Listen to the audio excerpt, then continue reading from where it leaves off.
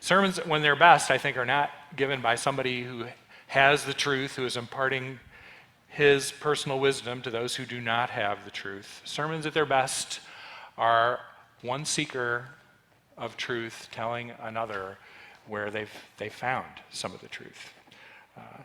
And the truth in all the major religions and all the faiths, there are two places to look, I think. One is deep within yourself for a truth, and the other is to be open to a truth that is beyond yourself, that may come from outside of yourself. And again, you Hands of Peace folks seem to be modeling that.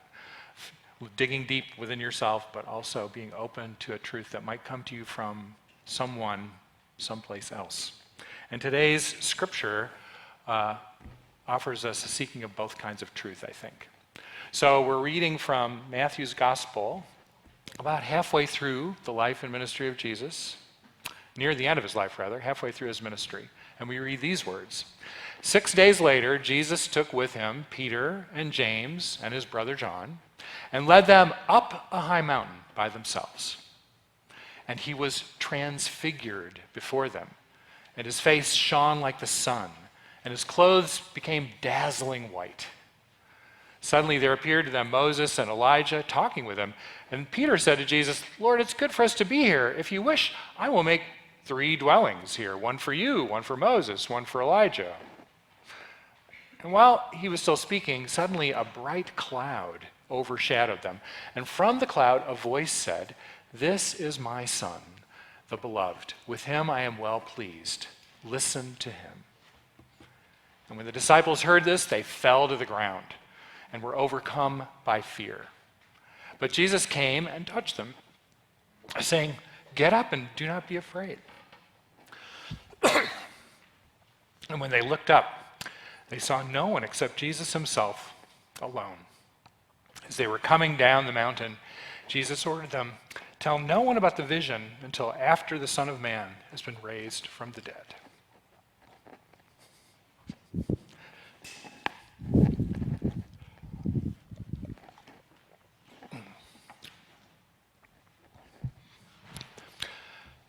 So Jesus and his friends go up a mountain.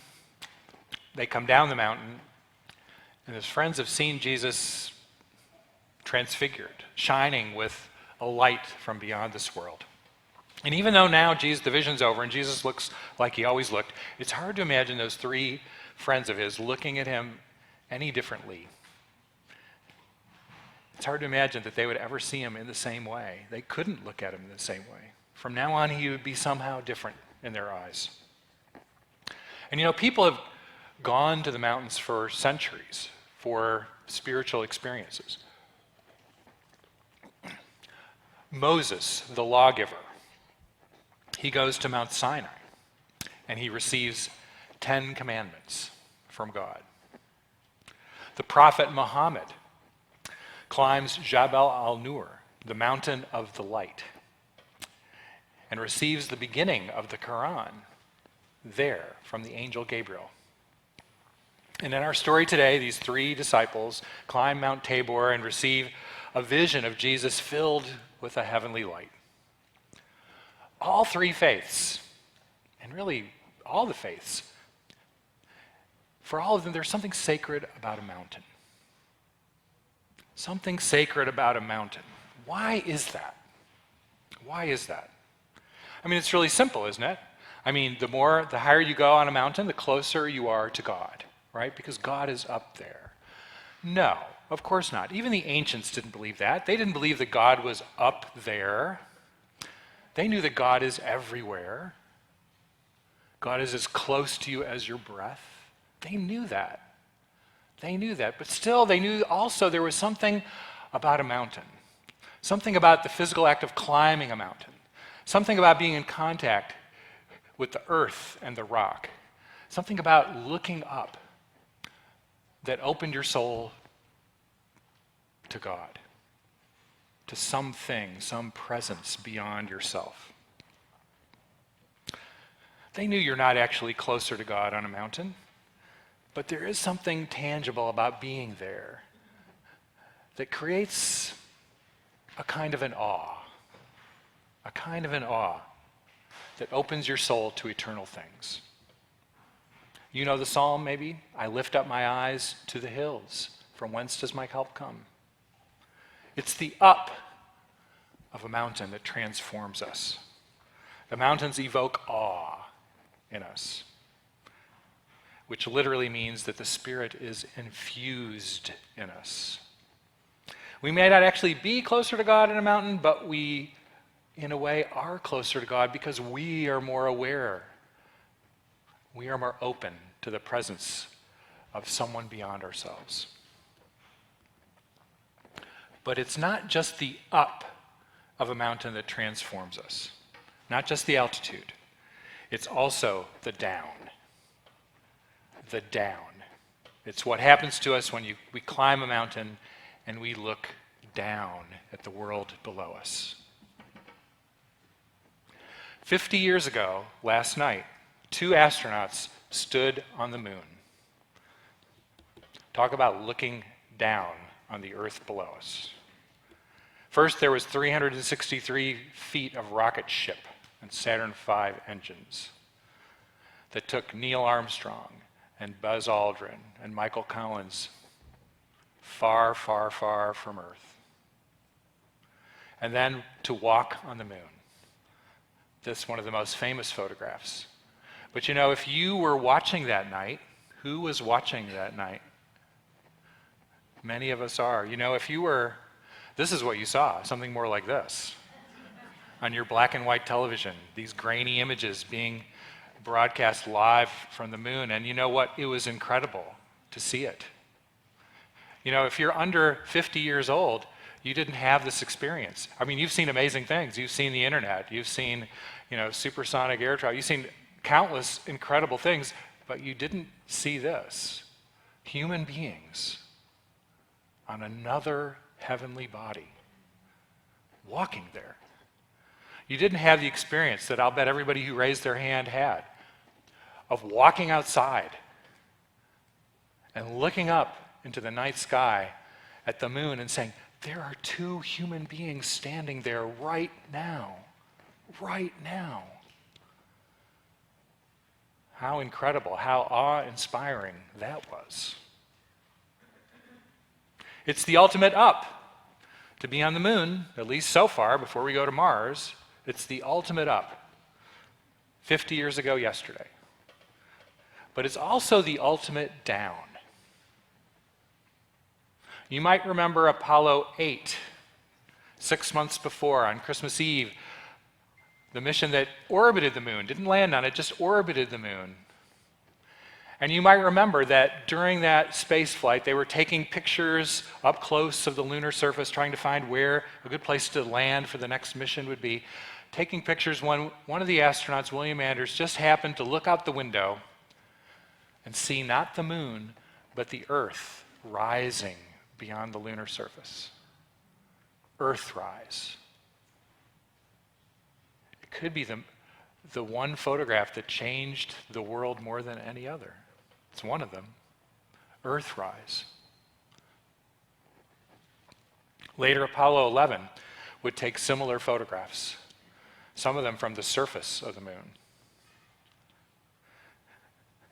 What does that say when you see that? What's it like to see that? William Anders, who took that very first photograph of the Earth from space, he wrote this later. He said, the Earth we saw rising over the battered lunar surface was small and delicate, a magnificent spot of color in the vast blackness of space. Once distant places appeared inseparably close.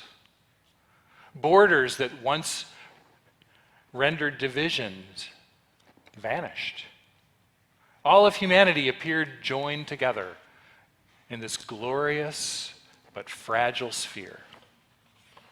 I thought of my wife, he said, and my 5 children on that little planet, and the same forces that determined their fates worked on the other 3.5 billion people on the earth as well. From our tiny capsule, it seemed as if the whole earth was smaller even than the space that the 3 of us inhabited. From there, the blue and white glory of Earth, the only color amidst the blackness of space, became a beacon. Alan Shepard, the first American in space, and later the commander of Apollo 14, said, "When I first looked back at the Earth standing on the moon, I cried." Space Shuttle astronaut Donald Lind had the same experience. "I have probably looked," he said, "at more pictures from space than anybody. I knew exactly what I was going to see." There was no intellectual preparation that I had not made. But there is no way you can be prepared for the emotional impact of seeing the Earth from space. It was a moving experience that brought tears to my eyes. Most of the 556 human beings who have left the Earth and have experienced something like this. Not only Americans either. The Russian Yuri Gagarin, the very first man in space. He said, "Circling the Earth in my orbital spaceship, I marveled at the beauty of our planet. People of the world," he said to anyone and everyone who would listen, "people of the world, let us safeguard and enhance this beauty and not destroy it." This phenomenon actually has a name. It's called the overview effect, a phrase coined by the space philosopher Frank White.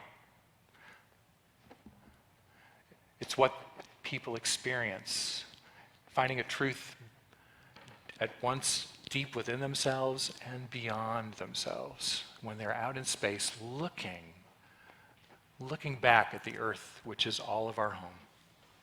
The overview effect. Canadian astronaut Chris Hadden said, while orbiting the Earth, he felt more connected to the people on this planet than ever before. Almost exactly 5 years ago to the day, Alexander Gerst, a German astronaut, was in orbit in the International Space Station. And he was looking down over Israel and Gaza, taking photographs. And he photographed flashes, bright flashes of light. They were rockets exploding. He said, "Some things that on Earth we see in the news every day, and thus almost we tend to accept them as a given. But they appear very different from our perspective here in space." Gerst went on to say, "We do not see any borders from space. We just see a unique planet with a thin, fragile atmosphere suspended in a vast and hostile darkness. From up here, it is crystal clear that on Earth we are one humanity, and we eventually all share the same fate."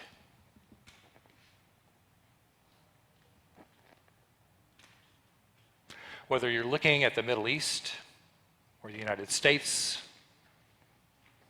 or anywhere in between, whether you're looking at the person who shares your every belief or the person who differs in almost everything from you,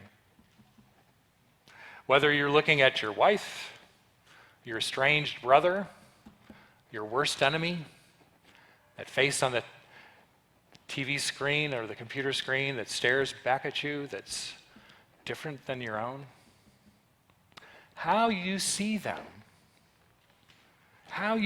depends on you and where you are standing.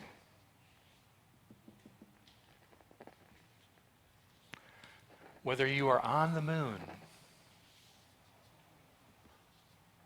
or whether you are on top of a mountain, wherever you put your footprints, it's what you see when you get there that makes all the difference.